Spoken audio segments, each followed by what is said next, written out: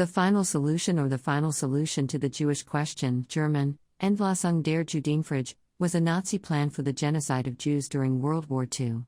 The Final Solution to the Jewish Question was the official code name for the murder of all Jews within reach, which was not restricted to the European continent.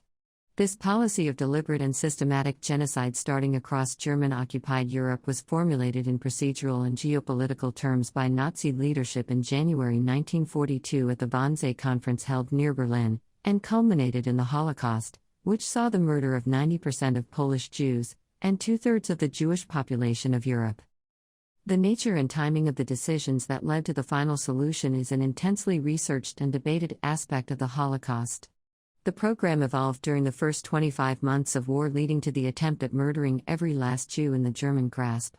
Christopher Browning, a historian specializing in the Holocaust, wrote that most historians agree that the final solution cannot be attributed to a single decision made at one particular point in time. It is generally accepted the decision-making process was prolonged and incremental.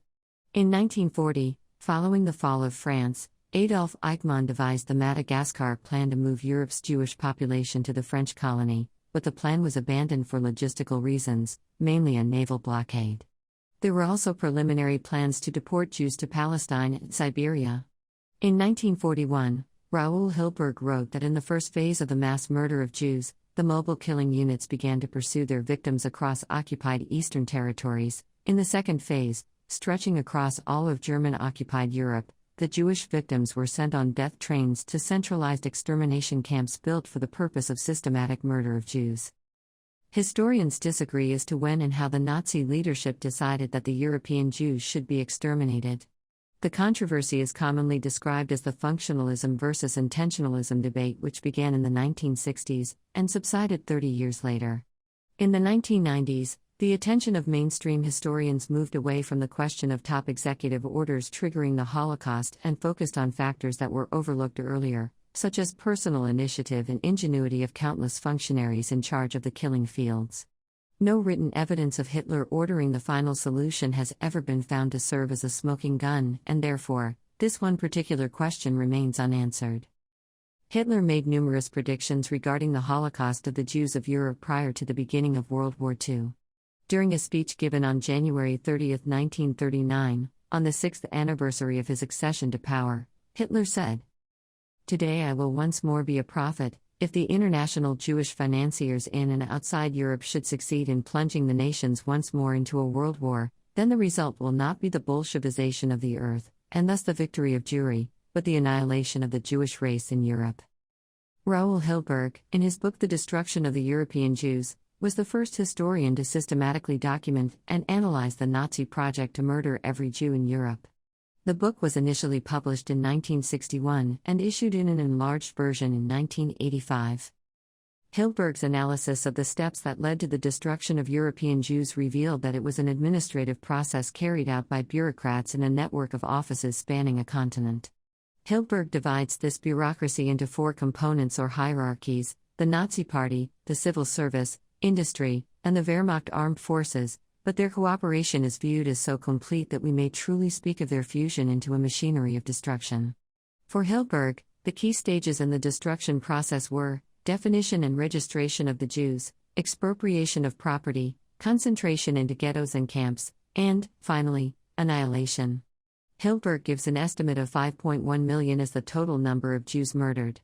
He breaks this figure down into three categories: ghettoization and general privation, over 800,000, open-air shootings, over 1,300,000, extermination camps, up to 3 million.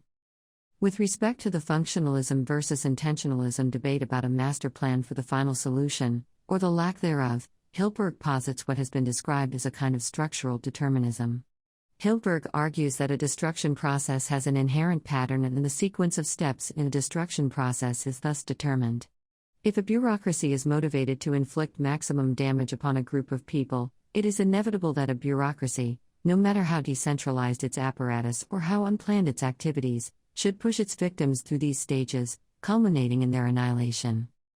In his monograph, The Origins of the Final Solution, The Evolution of Nazi Jewish Policy, September 1939, March 1942, Christopher Browning argues that Nazi policy toward the Jews was radicalized twice: in September 1939, when the invasion of Poland implied policies of mass expulsion and massive loss of Jewish lives, and in spring 1941, when preparation for Operation Barbarossa involved the planning of mass execution, mass expulsion, and starvation, to dwarf what had happened in Jewish Poland.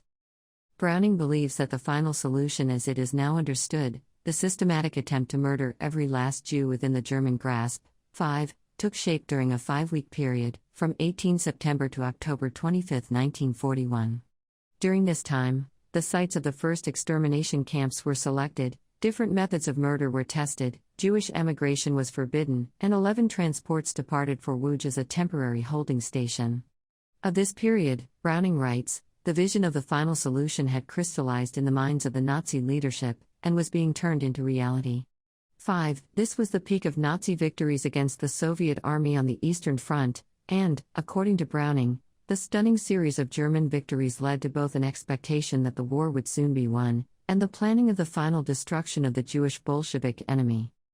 Browning describes the creation of the extermination camps, which were responsible for the largest number of murders in the final solution, as bringing together 3 separate developments within Nazi Germany: the concentration camps which had been established in Germany since 1933, an expansion of the gassing technology of the Nazi euthanasia program to provide a murder technique of greater efficiency and psychological detachment, and the creation of factories of death to be fed at endless streams of victims by mass uprooting and deportation that utilized the experience and personnel from earlier population resettlement programs, especially the HSSPF and Adolf Eichmann's RSHA for Jewish affairs and evacuations. Peter Longerich argues that the search for a finite date on which the Nazis embarked upon the extermination of the Jews is futile. In his book Holocaust, The Nazi Persecution and Murder of the Jews, 2011. Longerich writes, we should abandon the notion that it is historically meaningful to try to filter the wealth of available historical material and pick out a single decision that led to the Holocaust. Timothy Snyder writes that Longerich grants the significance of Greiser's murder of Jews by gas at Helmno in December 1941, but also detects a significant moment of escalation in spring 1942, which includes the construction of the large death factory at Treblinka for the destruction of the Warsaw Jews, and the addition of a gas chamber to the concentration camp at Auschwitz for the murder of the Jews of Silesia.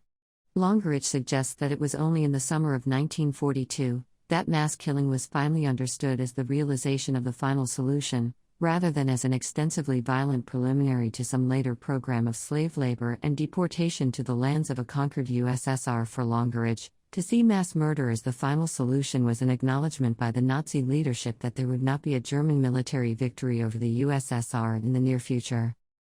David Cesarani emphasizes the improvised, haphazard nature of Nazi policies in response to changing wartime conditions in his overview, Final Solution, The Fate of the European Jews 1933-49 2016. Cesarani provides telling examples, wrote Mark Roseman, of a lack of coherence and planning for the future in Jewish policy, even when we would most expect it.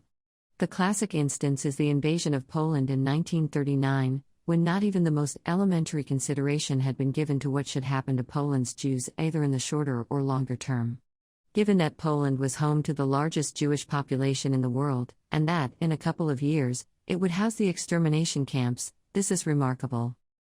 Whereas Browning places the Nazi plan to exterminate the Jews in the context of the Wehrmacht victories on the Eastern Front, Cesarani argues that the German subsequent realization that there would be no swift victory over the Soviet Union scuppered the last territorial solution still on the table: expulsion to Siberia. Germany's declaration of war on the United States on December 11, 1941, meant that holding European Jews hostage to deter the U.S. from entering the conflict was now pointless. Cesarani concludes, the Holocaust was rooted in anti-Semitism, but it was shaped by war. The fact that the Nazis were, ultimately, so successful in murdering between 5 and 6 million Jews was not due to the efficiency of Nazi Germany or the clarity of their policies. Rather, the catastrophic rate of killing was due to German persistence, and the duration of the murderous campaigns. This last factor was largely a consequence of Allied military failure. The entry of the U.S. into the war is also crucial to the timeframe proposed by Christian Gerlach, who argued in his 1997 Thesis 126, that the final solution decision was announced on December 12, 1941, when Hitler addressed a meeting of the Nazi Party, the Reichsleiter, and of regional party leaders, the Gauleiter. The day after Hitler's speech, on December 13, 1941, Joseph Goebbels wrote in his diary, "With respect to the Jewish question, the Führer has decided to make a clean sweep. He prophesied to the Jews that if they again brought about a world war, they would see their annihilation in it. That wasn't just a catchword. The world war is here, and the annihilation of the Jews must be the necessary consequence." Caesarani notes that by 1943, as the military position of the German forces deteriorated, the Nazi leadership became more openly explicit about the final solution. In March, Goebbels confided to his diary, "On the Jewish question especially, we are in it so deeply that there is no getting out any longer. And that is a good thing. Experience teaches that a movement and a people who have burned their bridges fight with much greater determination and fewer constraints than those that have a chance of retreat." When Himmler addressed senior SS personnel and leading members of the regime in the Posen speeches on October 4, 1943, he used the fate of the Jews as a sort of blood bond to tie the civil and military leadership to the Nazi cause. Today, I am going to refer quite frankly to a very grave chapter. We can mention it now among ourselves quite openly, and yet we shall never talk about it in public. I'm referring to the evacuation of the Jews, the extermination of the Jewish people. Most of you will know what it's like to see 100 corpses side by side, or 500 corpses, or 1,000 of them. To have coped with this and, except for cases of human weakness, to have remained decent, that has made us tough. This is an unwritten, never to be written, and yet glorious page in our history.